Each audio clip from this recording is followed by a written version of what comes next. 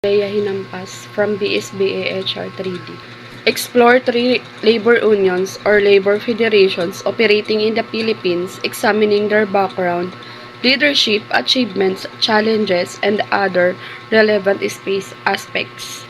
In the Philippines, there are numerous labor unions and federations that play a crucial role in advocating for workers' rights and interests. Here are three notable labor organizations. First is Kilusang Mayo Uno. Background: KMU, also known as May First Movement, is an independent labor center in the Philippines, promoting genuine militant and anti-imperialist trade unionism. It's known for its critical stance against government policies perceived as detrimental to workers' rights.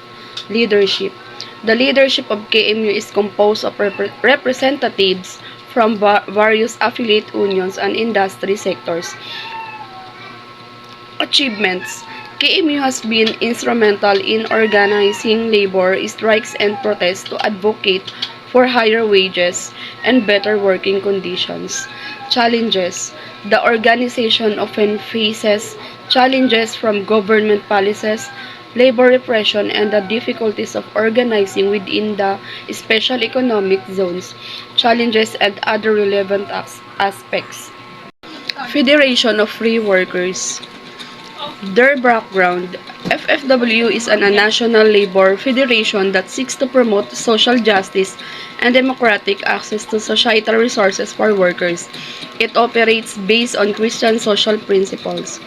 Leadership: it is led by a national executive board elected by its members. Achievements: has successfully negotiated collective bargaining agreements and has been active in policy advocacy. Challenges: like many labor organizations, FFW grapples with issues of labor or contractualization and the protection of workers' rights in a rapidly challenging economy. The last is Trade Union Congress of the Philippines. TUCP is the largest labor organization in the Philippines and has a significant influence on labor policy and practices.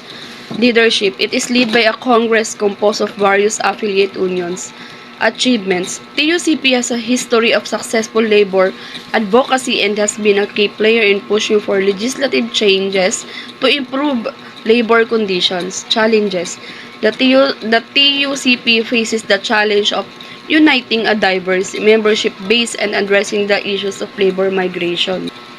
These organizations are part of a broader labor movement in the Philippines that includes a wide array of labor organizations, each with its own focus and approach to addressing labor issues. Thank you for listening.